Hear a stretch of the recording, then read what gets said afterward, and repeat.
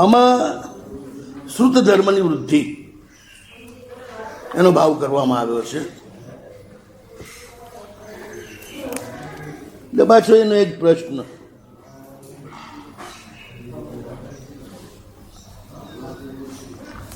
ત્યાં તો પાછી આશંસા કરી અને ધર્મ નિરાશા ભાવથી કરવાનું કહ્યું છે, તો ફેર આશંસા કરી તો કે છે કે ભાઈ આ જ્ઞાનની વૃદ્ધિની આશંસા નિરાશા ભાવનો હેતુ છે.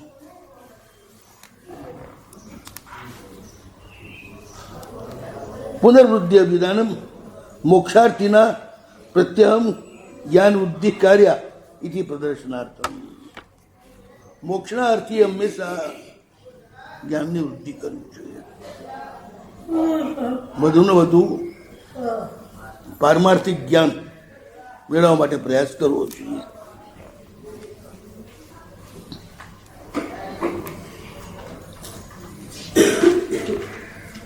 તીર્થંકર નામકરણના હેતુઓ જે છે ને એમાં પણ અપૂર્વ જ્ઞાનનું ગ્રહણ, રોજ કંઈ ને કંઈ નવું ગોખવું છે. અપૂર્વ શ્રુતનું ગ્રહણ કરતા જાય.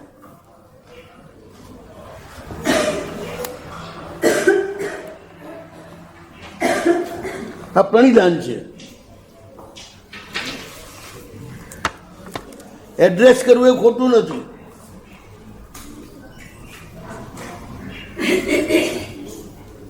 ક્યાં જવું છે એડ્રેસ કરીએ ને એ કે આશંસા ન ગણાય.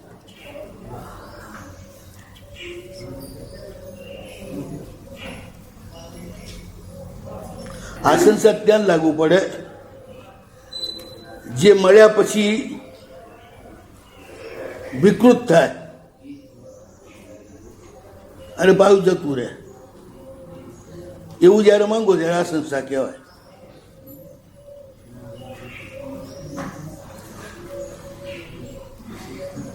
આમાં નથી વિકૃતિ આવવાની, નથી જતું રહેવાનું. જ્ઞાન જેટલું હોય એટલું રહેવાનું જ છે ને, એ બગડવાનું એ નથી. આ પ્રણિધાન છે, અનાશંસા ભાવનું બીજ છે. કેમ? મોક્ષ પ્રતિબંધે.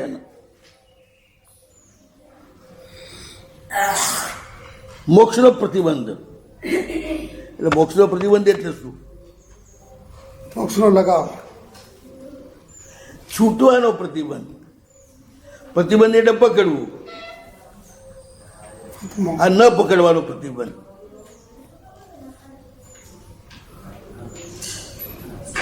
પ્રતિબદ્ધતા છે તમારી કશું ન પકડવું એની. અર્થ તો પ્રતિબદ્ધ એટલે પકડવાના અર્થમાં આવે ને, એટલે એમાં અહીં ન પકડવાની પ્રતિબદ્ધતા છે. દ્રવ્ય ક્ષેત્ર કાળ ભાવથી કોઈ પણ પર્યાયને ન પકડવી એ અપ્રતિબદ્ધતા લેવાની. તો એ મોક્ષ તો નથી ને, એટલે જ મોક્ષ. અપ્રતિબદ્ધતા એ જ મોક્ષ. અહીંયા પ્રતિબદ્ધતા છે. અરે એ અપ્રતિબદ્ધતાની પ્રતિબદ્ધતા છે. તમે આકાશને પકડીને ઊભા છો, આકાશ ક્યારે પકડમાં આવે છે? કોઈ નહીં, બસ. એટલે કશું નહીં, શૂન્યને તમે ગ્રહણ કર્યું છે. એટલે એ લોકોનો પ્રશ્ન છે કે આપણો જવાબ છે. આમાં લખ્યું છે અપ્રતિબંધ એ પ્રતિબંધ. આશંસા ભાવ બીજમ મોક્ષ પ્રતિબંધે. મોક્ષનો પ્રતિબંધ હોવો એ આશંસા ભાવનું બીજ છે. તો કે મોક્ષનો પ્રતિબંધ, તો કે આ પ્રતિબંધતા એ જ મોક્ષ છે.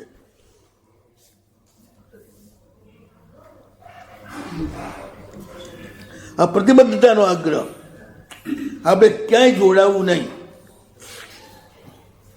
કોઈથી બંધાવું નહીં, એનો આગ્રહ. એ કંઈ બંધન નથી બનતું. અસંગ ફલ સંવેદનાથ. શ્રુત શું કરે? તમને અસંગ બનાવે, આસંગથી મુક્ત કરે. આસંગ અસમંતાત સંગ પૂરેપૂરી તમારી એકાગ્રતા કોઈ પણ એક ભૌતિક પર્યાયમાં થાય એટલે એને આસંગ કહેવાય.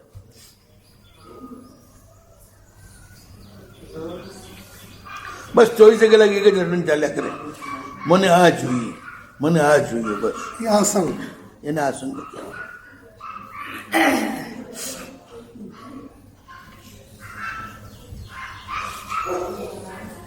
આસંગનું પ્રતિપક્ષી કોણ? અસંગ.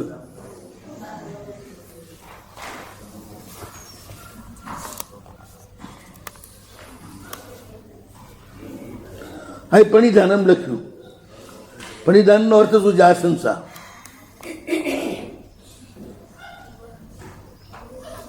આ શુદ્ધ ધર્મની વૃદ્ધિ થાય એવો અભિલાષ. એ વૃદ્ધિ કેવી છે? તો અનાશંસાનું બીજ છે. જેમ શુદ્ધ ધર્મ વધતો જાય એમ સંસારની અસારતા સમજાતી જાય. જેમ સંસારની અસારતા સમજાતી જાય એમ શું થાય? અને ઈચ્છાઓ સમાપ્ત થતી જાય. જ્ઞાનાવરણીય કર્મનો શબ્દ જ્ઞાન આપવા એટલે જ્ઞાન એટલે સમજ આપવામાં છે. શુદ્ધ ધર્મ છે અહીંયા આગળ, માત્ર જ્ઞાનાવરણીય ક્ષોભસમ નથી. મોહનીય પૂર્વકનો જ્ઞાનાવરણીયનો ક્ષોભસમ છે. જ્ઞાનાવરણીયનો ક્ષોભસમ થાય તો મોહનીય અહીં જે લેવાનું છે આપણે લેવાનું છે. શુદ્ધ ધર્મ લીધો ને, ધર્મનો સ્વભાવ છે મુનિનો ક્ષોભસમ કરવો હોય. શુદ્ધ ધર્મ સીધો મોહ ઉપર જ મારો કરે ને.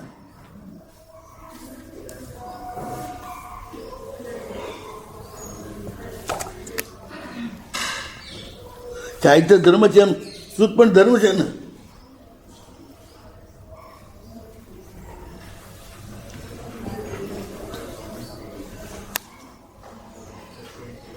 અનાશંસા એટલે શું? બધી ઈચ્છાઓનો ઉપરમ.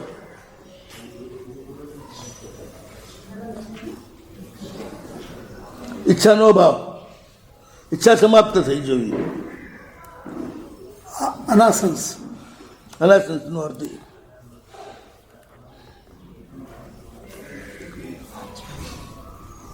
આ શુદ્ધ ધર્મની વૃદ્ધિ એ અનાશંસાનું બીજ છે, કારણ છે. કેમ? મોક્ષ પ્રતિબદ્ધમ હિ ઇદમ પ્રાર્થનમ.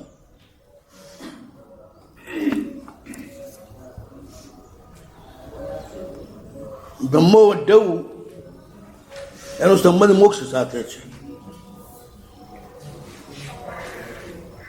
ધર્મ વધે એટલે શું કરે? આપણને ઈચ્છાઓથી છોડાવે એટલે મોક્ષ. ધર્મ વધુ ઈચ્છા ધર્મ વધે ઈચ્છાઓથી છોડાવે. આ ધર્મ શુદ્ધ ધર્મ લેવાનું. શુદ્ધ ધર્મને ચારિત્ર ધર્મ બંને લીધા જ છે ને. ધમ્મો વઢવ સાસો ઉપજેવો, ધમુત્તરમ વઢવ જ્ઞાનસ્ય ફલમ વીરતી. બરોબર છે. શુદ્ધ ધર્મ આવે ને ચારિત્ર ધર્મ આવે જ. વૃદ્ધિગત આવે ને એટલે.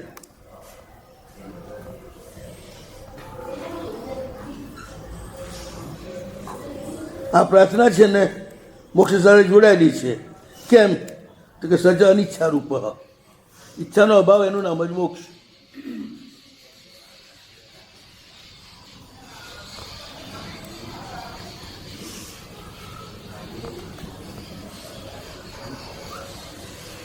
અરે ભાઈ કે મોક્ષ તો અપ્રતિબંધથી સાધ્ય છે, તો પછી કથમ ઇત્થમ અપી તત્ર પ્રતિબંધ શ્રેયાન. ગમે તેવો પણ પ્રતિબંધ શ્રેયાન કેમ? પ્રતિબંધ કલ્યાણકારી સિદ્ધ બની શકે. એટલે આ પ્રતિબંધ રૂપ છે. આ પ્રતિબંધ એ અપ્રતિબંધ રૂપ છે. તેઓ નથી એમ નથી છે. તો ત્યાં નાસ્તિક પ્રતિપાદિત થયું કે અસ્થિ પ્રતિપાદિતથી? અસ્થિ.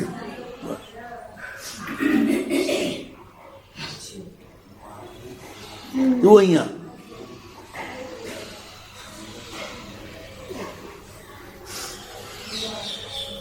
અહીંયા તો એમ કહે છે પ્રતિબંધ એ અપ્રતિબંધ છે એમ કીધું. હા, મોક્ષનો પ્રતિબંધ એ અપ્રતિબંધ રૂપ જ છે. એ ક્લિયર ન થતું. મોક્ષનો પ્રતિબંધ અરે સ્વતંત્રતાની ઈચ્છા એ પરતંત્રતા રૂપ છે કે સ્વતંત્રતા રૂપ છે? સ્વતંત્રતાની ઈચ્છા હા, એ પરતંત્રતા રૂપ છે કે સ્વતંત્રતા રૂપ છે? સ્વતંત્ર રૂપ છે. બસ તો મોક્ષની ઈચ્છા ને શું થયું? એ મોક્ષ રૂપ થઈ ગઈ ને, એટલે અપ્રતિબદ્ધતા આવી ગઈ ને. બે અભાવ. જલ્દી ફોન કરીને પૂરો.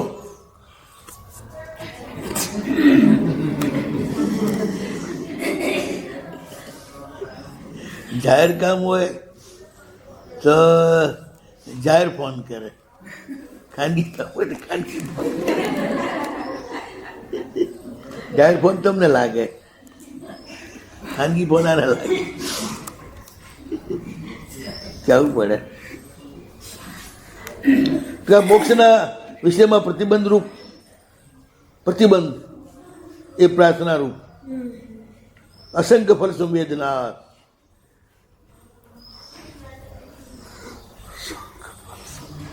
રાગદ્વેષ અને મોહ ત્રણેય જેના વિષયમાં નથી એવું જે ફળ આશંસનીય સંવેદનાત અનુભવાત.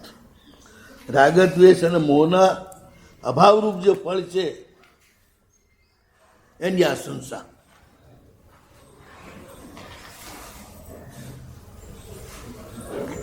આશંસાનો અર્થ સ્પષ્ટ સમજી લેવાનો છે. પૌગલિક પર્યાયની ઈચ્છા એ આશંસા. બરાબર છે. અને એવા કોઈ પણ પર્યાયની અનિચ્છા એનું નામ મોક્ષ.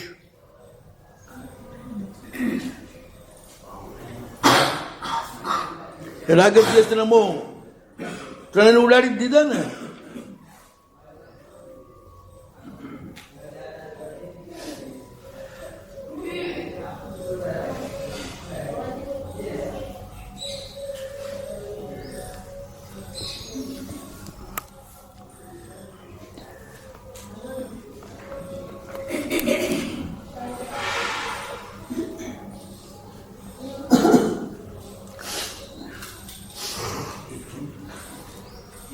એટલે રાગદ્વેષ મોહ ત્રણેય જેમાં ન જતા હોય અને રહેતા હોય એવા ફળનું આલંબન કરે, એવા ફળના આલંબન વાળું પ્રણિધાન એ પ્રતિબંધ છે. એ પરમ પુરુષાર્થનો લાભ જે છે એનો ઉપઘાતી છે, મોક્ષ પુરુષાર્થનો.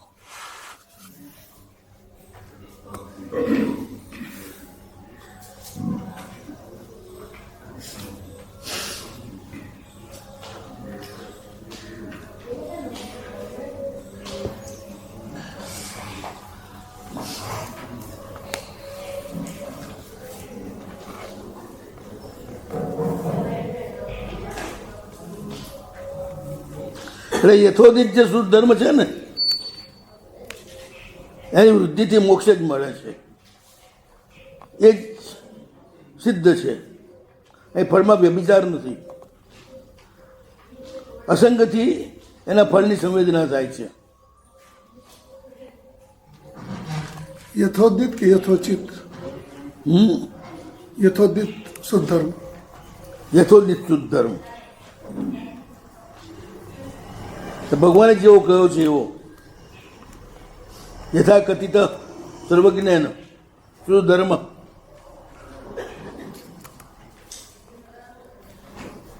તત્પ્રગર્ષાત મોક્ષ અનાસંસાર રૂપો એ તો ભવતી ઇતિ ગમ્યતે. બસ મુખ્ય વાત એ જ છે. સંસારના કોઈ પણ શુભ કે અશુભ પદાર્થની આશંસા નહીં.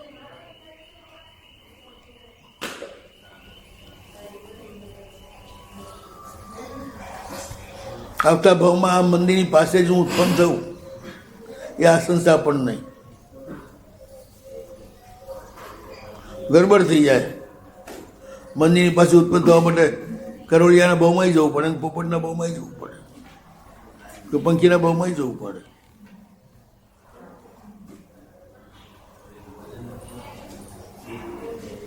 આવતા ભાવમાં હું 14 પૂર્વી થઉં તો શું વાંધો છે? આવતા ભાવમાં હું 14 પૂર્વી થઉં ના થાય માંગીએ એટલે. એવું કશું માંગવાનું જરૂર છે.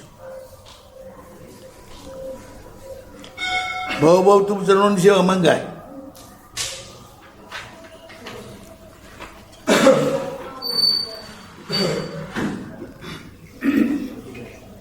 પણ આદિ ચરણોની સેવા ના મંગાય. જેને ચરણોની સેવા તુંનો અર્થ છે પ્રભુ મળવા જોઈએ. ફલાણા તો ગરબડ થઈ ગઈ પાછી. ગમે તે પ્રભુ પ્રત્યે આશંસા હોય તો શું વાંધો છે? કોઈ પણ પરમાત્મા પ્રત્યે આશંસા હોય તો શું વાંધો છે? આદિનાથ ભગવાન ઘણો વાંધો છે ને. વ્યક્તિગત અહીં ગુણગત આશંસા હોવી જોઈએ. આદિનાથ ભગવાન વ્યક્તિગત ના, એ થઈ વ્યક્તિને એક એટલે ના ચાલે. તો ભાઈ નમો જયંતાનંદમાં પ્રેઝન્ટને જ લે જ ને. શું કરવા આ બધાને લે છે?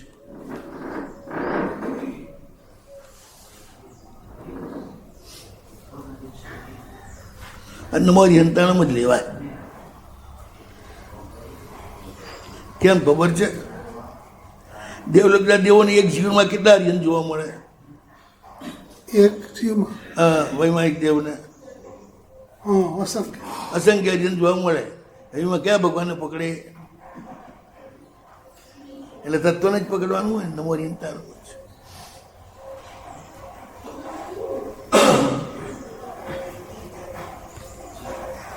બરોબર છે.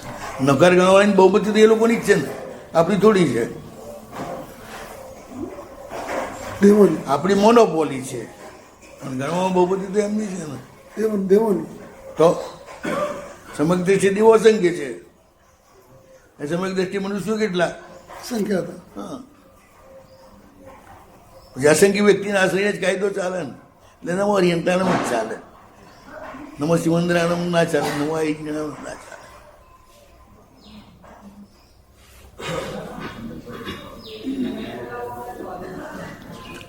એક દેવ ક્યાં ભગવાનનો ભગત થાય? એક પૂજ્ય અસંખ્ય દેવોના કલ્યાણ આપવું જોઈએ. એટલે પરમ તત્વનો જ ભક્તો હોય. આપણે હોય શીખીએ એક ભગવાનના ભક્ત. હું તો આપણી જ વાત અહીં કરું છીએ ત્યાં સુધી. હું આપણી જ વાત કરું છું. પણ મૃત્યુ પછી એમાં એવું ના પાછું પણ થાય ને. અહીં છો ત્યાં સુધી પકડી રાખો. ભાવ નહીં. ના, ભાવ આજ ગુરુ મળજો એવું ના કહેવાય. આવા ગુરુ મળજો એમ કહેવાય. એટલે પેલાનો મોક્ષ રોકી રાખો. તમારા 10 ભાવ જાવ તમારે ગુરુ રખડે તમારી ભેગા. 5 ભાવ હોય તો એમના 3 ભાવ હોય, તમારે 10 ભાવ હોય. પણ એ તો ભક્તિ છે ને સાહેબ. એ ભક્તિ નથી, આસક્તિ છે સાહેબ. તો ગુરુ પ્રત્યેની આસક્તિ શું ખોટી? ભક્તિ એટલે શું? પોતાનું બધું હોપવું એ ભક્તિ. અને ગુણ પોતાની યાદે બાંધવા એનું નમાશક્તિ.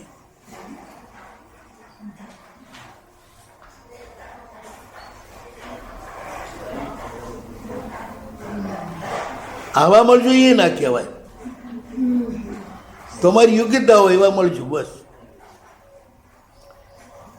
તમે 5મી સુધી ભણ્યા ત્યાંથી માસ્ટર સાહેબ બહુ જ સારા હતા. ગમે તેટલા સારા હોય પણ 6ઠ્ઠી માં છોડવા જ પડે કે નહીં? તમે એમ કહો કે ના હું તો આજ સાહેબ પાસે ભણી ટેટ સુધી, પણ તારો સાહેબ 5મી સુધી જ ભણાવી કેમ છે? 6ઠ્ઠીથી ભણાવી જ નથી કેમ?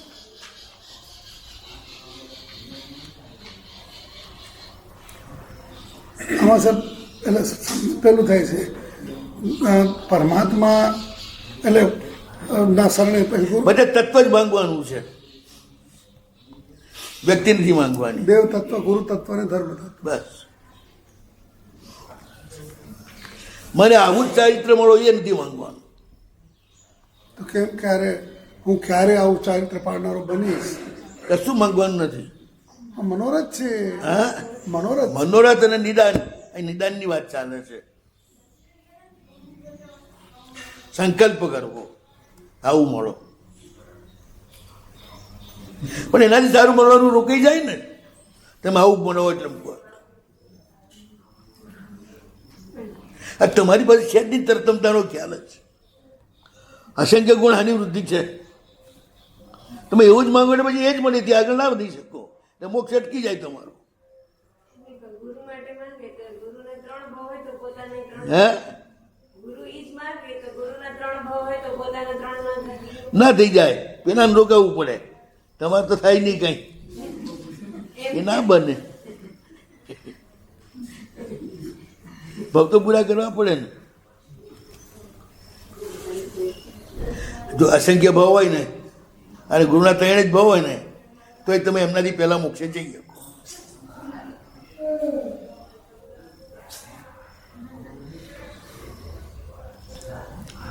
અસંખ્ય ભાવ કરવા માટે એક પલ્યો પગે કાફી છે. હવે ગુરુ 2 સાગરપુરનું આયુષ્ય લઈને આવ્યા હોય, પહેલા હોય પેલું એક પલ્યો બધા અસંખ્ય ભાવ પૂરા કરી સીધો કોઈ જમાવી દે, એમાં મળી જાય વખતના જે તીર્થંકર હોય એ મોક્ષે જાય. ત્યારે ગુરુમાં જ આવી એનો નિર્માણ મહોત્સવ કરે. જય ભગવાન. ભવથી નહીં બહુ ગભરાવું, કાળ કેટલો બાકી છે.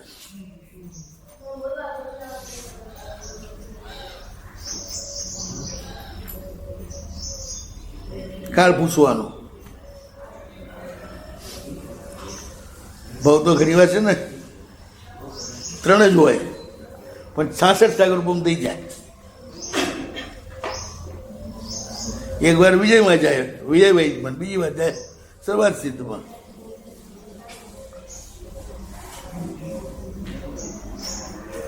થઈ જાય ને ડબલ વાર જાય તો ટાઈમ પૂરો.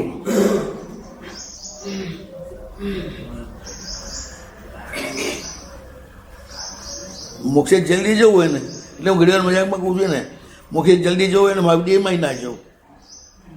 અહીંયા પદ્મનાભ સ્વામીના શાસનમાં જ રમવું તો જટ મોક્ષ મળે. મહાવીરમાં બસ એક પૂરો કાઢો ત્યાં તો અહીંયા આગળ 5 તીર્થંકર થઈ જશે, એવું? હા, 10 તીર્થંકર થઈ જાય. હા શું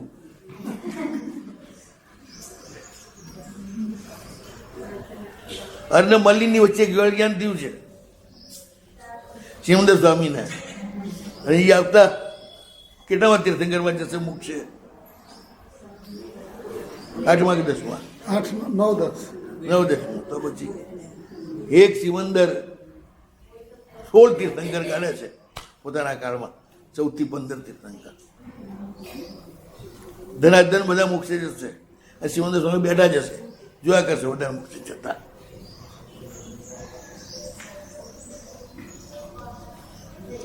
એટલે જે એડ્રેસ બેડ્રેસ નહીં કરવાનું, જલ્દી મોક્ષ મળે એટલી જ ઈચ્છા રાખવાની. એટલે એડ્રેસ તો કરવાનું, એડ્રેસ નહીં કરવાનું. વગર એડ્રેસ વાળો છે ને પહોંચે જ નહીં. ના, બધી ટપાલો જ્યાં ભેગી થઈ ત્યાં જ પહોંચે.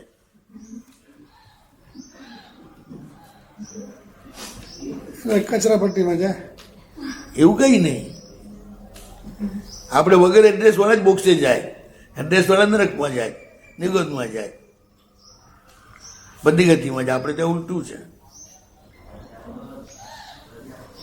સંસારમાં વગર એડ્રેસ વાળો કમાઈ જાય તો તમારું એડ્રેસ ભૂલી જાઓ, શું થાય તમારી હાલત? સંસારમાં ઉલટું છે, ત્યાં વગર એડ્રેસ વાળો રખડી જાય, અહીંયા એડ્રેસ વાળો રખડી જાય. એડ્રેસ એટલે અહંકાર લેવો. એડ્રેસ એટલે ફિક્સ કર્યું, આ જગ્યાએ જવું છે, આમ જવું છે.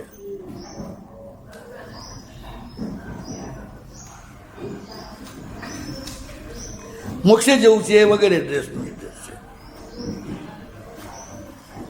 મોક્ષે જવું છે એનો મતલબ ક્યાંય જવું નથી. જવાના 4 જ ઠેકાણા છે ને, શિલાનું ઠેકાણું ગણ્યું જ નથી.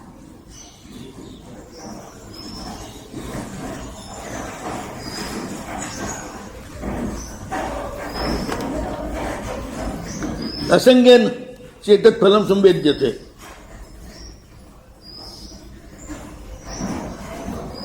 એટલે આ જે મોક્ષ જે છે ને નિર્બંધ શુદ્ધ ધર્મની વૃદ્ધિ મોક્ષ પ્રતિ અવંતી હેતુ છે. મોક્ષ લક્ષણ જે ફળ છે એમાં વિસંવાદ નથી થતો શુદ્ધ ધર્મની વૃદ્ધિથી. કેમ તો કે રાગ દ્વેષ ને મોહ એનો સંગ તૂટી જાય છે એટલે મોક્ષનું ફળ સંવેદિત થાય છે સર્વ મુમુક્ષુઓને. એ શુદ્ધ ધર્મની વૃદ્ધિથી ફળની સિદ્ધિ કઈ? હવે અસ્યાવી હેતુ સિદ્ધિમાં આવે એના હેતુની સિદ્ધિ કે છે. હેતુ શું છે? સદભાવારોપણાર્થ શુદ્ધ વૃદ્ધિની પ્રાર્થના રૂપ શુદ્ધ પરિણામ એનો સ્વીકાર. મારું શુદ્ધ ધર્મ મારો બધું બસ એ પ્રભુના શબ્દ એ મને વધુ ને વધુ મળો. અને પ્રભુના શબ્દનું કામ શું છે? બધા આત્માઓને શુદ્ધ કરવા. એ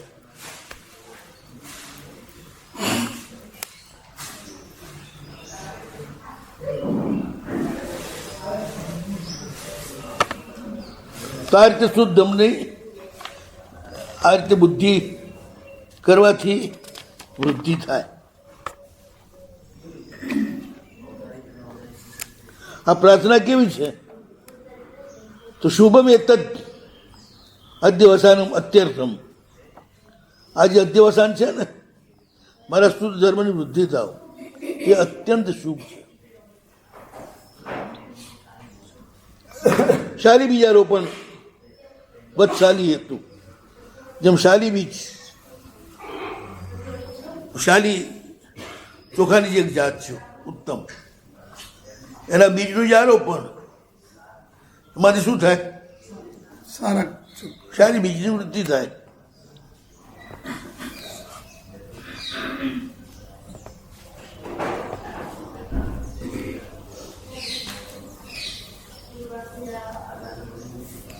જો આપણે જોઈએ છીએ ને કે સારી બીજ આરોપણ પછી એની વારંવાર વૃદ્ધિ થતી જ રહે છે.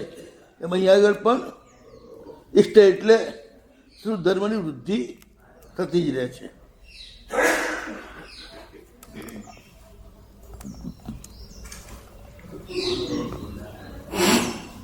એ શુદ્ધ ધર્મની આ સંસ્થા જે છે ને એ શુભ અધ્યવસાન છે, અત્યંત શુભ.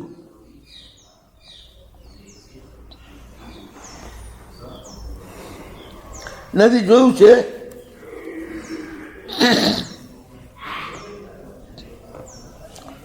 શુદ્ધ ધર્મની વૃદ્ધિની પ્રાર્થના નિષ્ફળ જ જતી, એટલે શુદ્ધ ધર્મની વૃદ્ધિ થાય જ છે.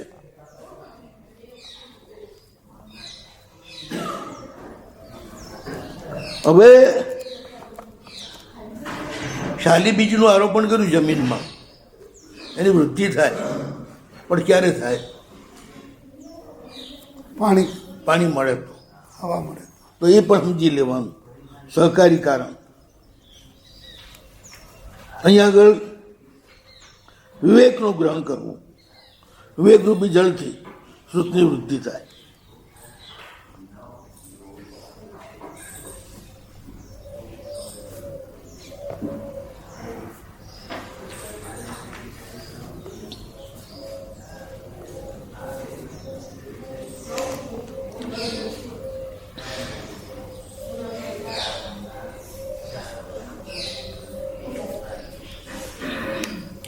સમ્યક અર્થ વિચારણ,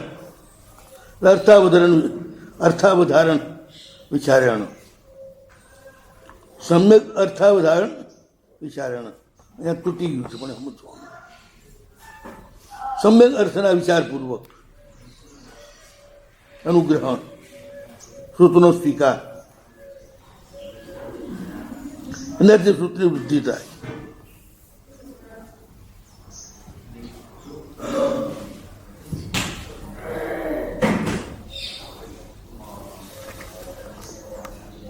વિવેકનું મહત્વ આપે છે.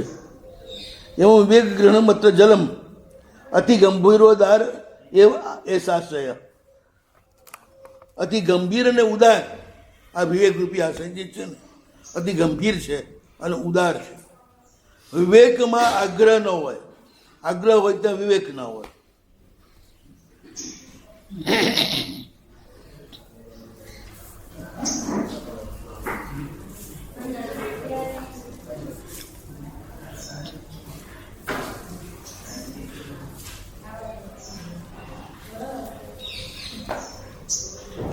ગુરુ મહારાજને પગ અડાડાય નહીં.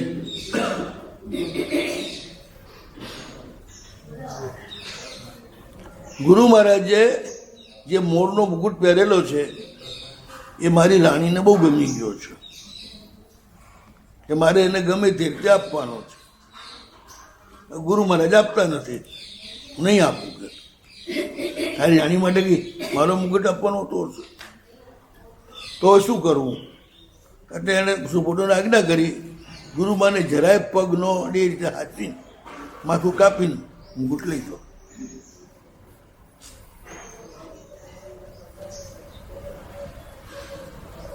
અવિવેક. ગુરુમાને પગ અડાડાય જ નહીં, બહુ પાપ લાગે. માથું ઉડાડે, માથું કપાય. એમ આપણે છે ને ગુરુ મહારાજ એ થાકી ગયેલા અને છેલ્લાને કહ્યું કે બેટા મારા પગ આજ બહુ દુખે છે, કમરે બહુ દુખે છે, કે તું મારા ઉપર ચડી જા. ઓ બ્રહ્મણ્યમ. આપને આસનને પગ ન અડાડાય તો આપની પીઠ ઉપર તો મારી પગ મુકાય જ કેમ? દુર્ગતિમાં ડૂબી જાય.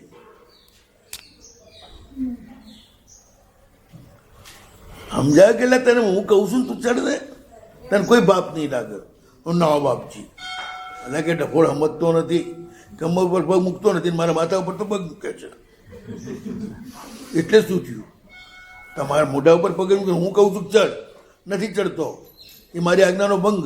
એ મારા માથા ઉપર મૂકવા બરાબર છે ને, સીધો સીધો ચડી જાય ને તો મારી કમર ઉપર. કહું એમ કર ને.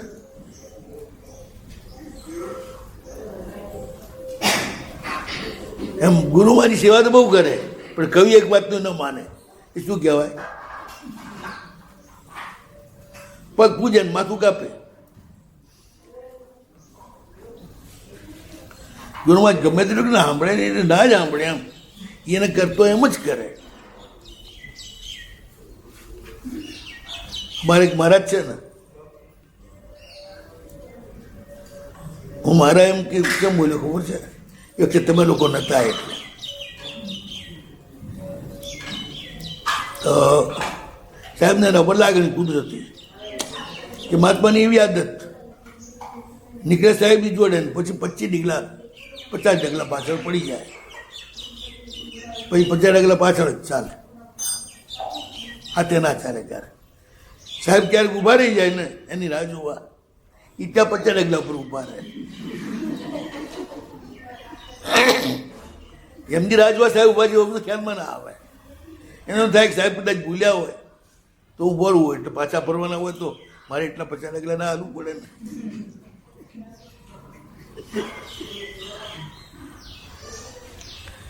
એ બાતમાં આ રીતે સાહેબનો આશય ન સમજવાના કારણે પરમ ભક્તિ હોવા છતાંય ઠેર સુધી અસંતુષ્ટ જ રહ્યા. એ જે ઈચ્છતા હતા એવું એમને કશું ન મળ્યું. પોતાની રીતે અસંતુષ્ટ રહ્યા કે ગુરુ સાહેબ અસંતુષ્ટ રહ્યા? શું સાહેબ અસંતુષ્ટ રહ્યા કે એ પોતે અસંતુષ્ટ રહ્યા? પોતે અસંતુષ્ટ રહ્યા. સાહેબ તો શું અસંતુષ્ટ રહ્યા? સાહેબ એમને સાથે રાખવા ઈચ્છે અને એ દૂર રહે. અંબાજી કૃપા ચાહે જ્યારે સાહેબ ઈચ્છતા હોય કે ન બે અહીં બે ત્યારે ખાસ બે.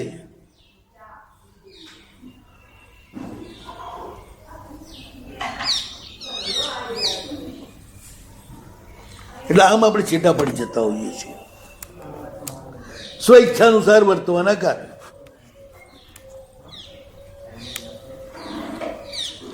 એટલે વિવેક હોવો જોઈએ, અતિ ગંભીર અને ઉદાર.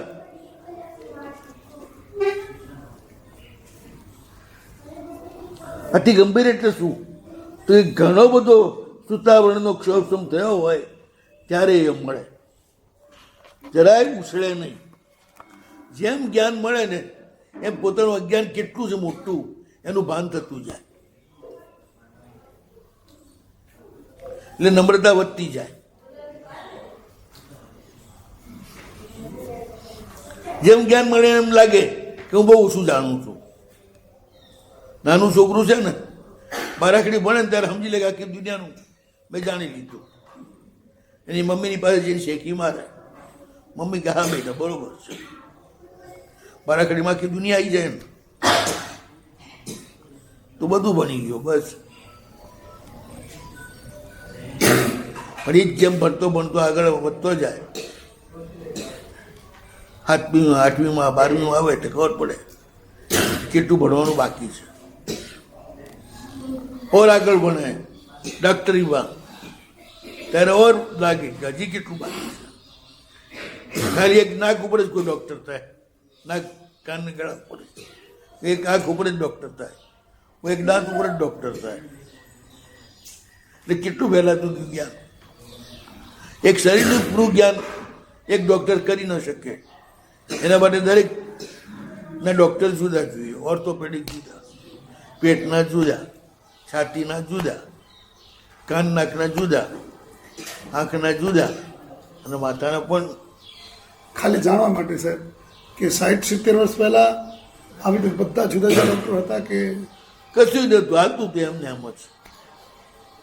હવે એવું છે ને કે આ બધા શરીરના પોષાડવા માટે એમના ઉપર નાખવું કે મોઢામાં નાખવું? મોઢામાં નાખીને પેટમાં જાય એટલે આ બધાને પહોંચી જાય. સમજ્યા વખતે ડૉક્ટર એવા હતા, મૂળ વસ્તુ પકડે, કાંઈક ઠીક કરો એટલે બીજું બધું ઠીક થઈ જશે. હવેના બધા જે છે એ અવયવને પકડે છે, મૂળને ઠીક નથી કરતા. એટલે મૂળને ઠીક ના કરે તો પછી પેલું ઠીક થાય જ નહીં. આપણેથી એક નહીંથી વાત કરવાની છે કે જ્ઞાન જેમ તમને વધતું જાય એમ તમને લાગે કે આપણે સારું કશું જાણતા જ નથી. આ હકીકત છે. પ્રભુના પદાર્થોમાં જેમ ઊંડા ઉતરતા જઈએ એમ લાગે કે અગમ્ય છે. આ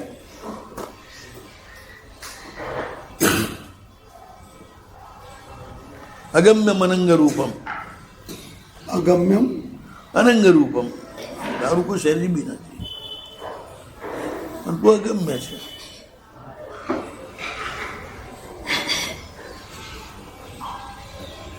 ખબર જ નથી પડતી તું શું છે. એ જ જેમ મથામણ કરી એમ તું વધુ ને વધુ અગમ્ય થતો જાય છે. એટલે વિવેકનો અર્થ જ એ છે અતિ ગંભીર અને ઉદારા છે. જાણતો જ હોય અલ્પજ્ઞતા એ શું ઉછળે. બરોબર છે. ઉછીનું લીધું હોય ને એ ઉભરાય.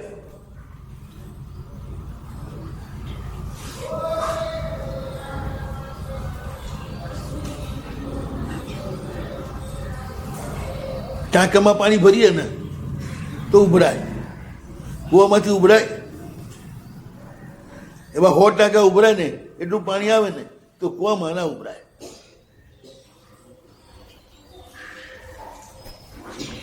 ટાંકું એટલે ઉછીનું પાણી, ઉછીના પાણી વાળો ઉભરાય. કૂવો એટલે પોતાનું પાણી, એ ઉભરાય નહીં. એ પોતાની વખત જાણે, કોને ખબર છે હું આટલો જ છું, હું દરિયા જેવડો નથી, બહુ નાનો છું. તો કૂવા ઉભરાય તો છે.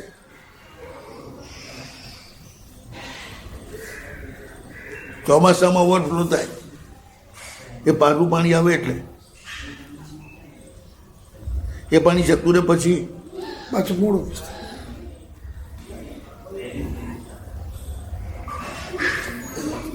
એનો સ્વભાવ તો ઉભરાવાનો નથી ને. રાતિ ગંભીર ને ઉદારા છે. અનુત્તાન ઉદાર એટલે સકલ સુખ લાભ, ઉદારતા એ જ સકલ સુખ લાભનું કારણ છે.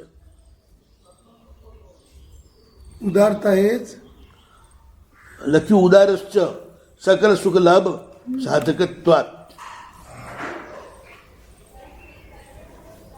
આ વિવેકનું ભાષા છે ને એ.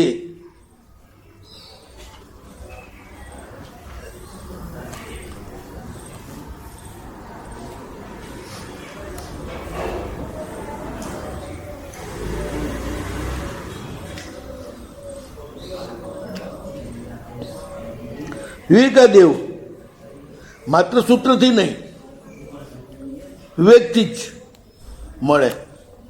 સૂત્રની સાથે વિવેક પણ હોવો જોઈએ.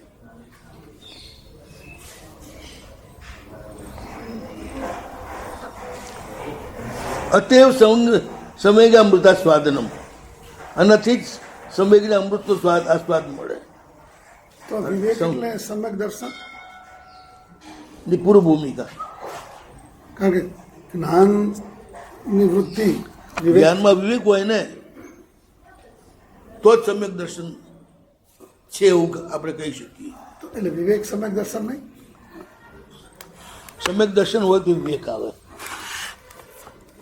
સમ્યક દર્શન માત્ર તત્વ શ્રદ્ધારૂપ છે, જે જેવું છે તેવું માનું. અચ્છા, વિવેક એવો વાત એ કરે એમાં.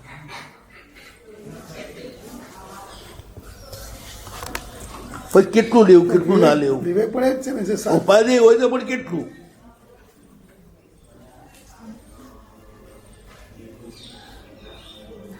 કાંકરા ખાવા લાયક નથી, કાંકરા ખાવા લાયક નથી નથી. એટલે એ જ બરોબર. ચોકલેટ ખાવા લાયક છે, ઉપાધિ ઉપાધ્યાય છે એટલે કેટલી ખાધા જ કરવી. એનો વિવેક.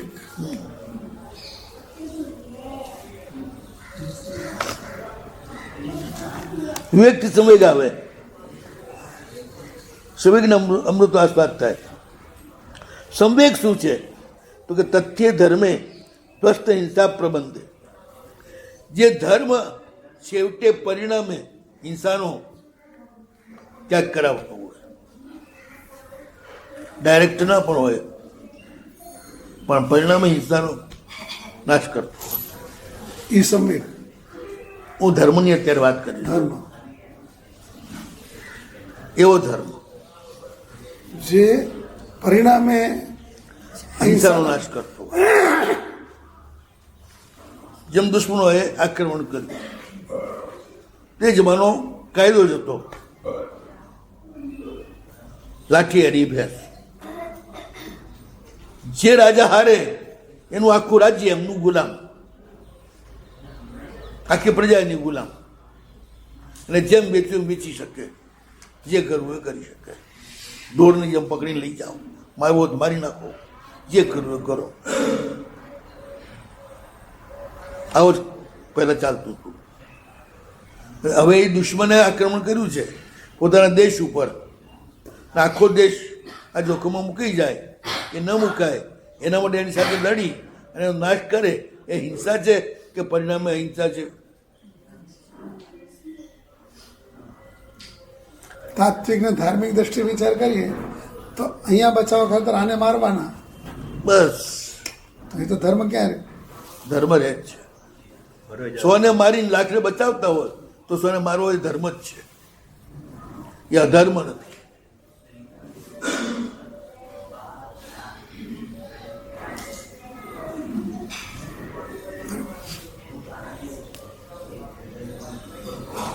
અહિંસક ભાવ બચાવો એ તો એનાથી મોટું છે. બીમાર મુનિ એના માટે બનાવેલી ચીજ એમને વરાવે છે એટલે હિંસાથી જ ચોખ્ખી છે. પણ હિંસા એ હિંસા શાના માટે છે? મુનિનો અહિંસક ભાવ લાંબો ટાઈમ ટકે એના માટે હિંસા છે. અને અહિંસક ભાવ ટકે તો મોક્ષ મળે, મોક્ષ મળે એટલે સદા માટે સર્વ જીવોની હિંસા બંધ થઈ જાય એમના દ્વારા. એ સૌથી મોટો લાભ. ત્યાં પેલી નાની હિંસા છે ને એને ગૌણ કરી ભગવાન ઉપદેશ આપે તો એમાં પણ કર્મબંધ છે એટલે પ્રભુને એ આશ્રવ છે. અચ્છા, શુભ આશ્રવ છે. આશ્રવ તો છે જ ને. પહેલા સમય બાંધે ને બીજા સમય નિર્જ રહે. શાતાવેદની રૂપે એ તો ઇરિયાપતિકામાં કે દેશનામાં દેશનામાં પણ છે જ ને. ઇરિયાપતિકામાં છે. ક્રિયા નથી દેશના એ. એટલે મારા ખ્યાલમાં એવું હતું કે ઇરિયાપતિકામાં એક ઉપાડે ને બાંધે ને છોડે, તો દેશનામાં પણ એવી રીતે લેવા. ઇરિયાપત એટલે પછી બધું આવી ગયું ને. ચેતનાની જે બધી ક્રિયાઓ છે બધી ઇરિયાપતમાં આવે. એવું તમે આંખનો પ્રયોગ કરવો એ પણ ઇરિયાપત થયો. આંખે ગમનાગમન કર્યું ને આમથી આમ થયું.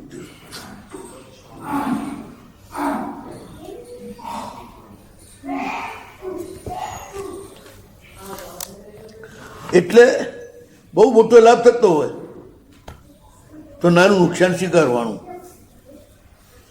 એટલે દ્રષ્ટ હિંસા પ્રબંધે હિંસાનું જે ફેલાવ છે એનો નાશ કરે.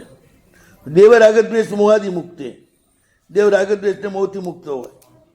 અને સાધુ સર્વગ્રંથ સંદર્ભહીને, નિર્ગ્રંથ ભાવ એ જ મુખ્ય છે સાધુનો, કોઈ ગાંઠ ન હોય. આ ત્રણ ઉપર જે અનુરાગ એનું નામ સંવેગ. કયા ત્રણ ઉપર? શુદ્ધ દેવ ગુરુ ને ધર્મ ઉપર જે અનુરાગ દ્રઢ એનું નામ સંવેગ.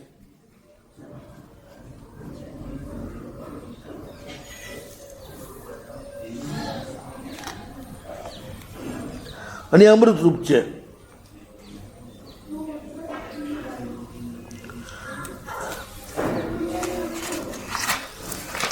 હવે આગળ ચર્ચા ચાલશે.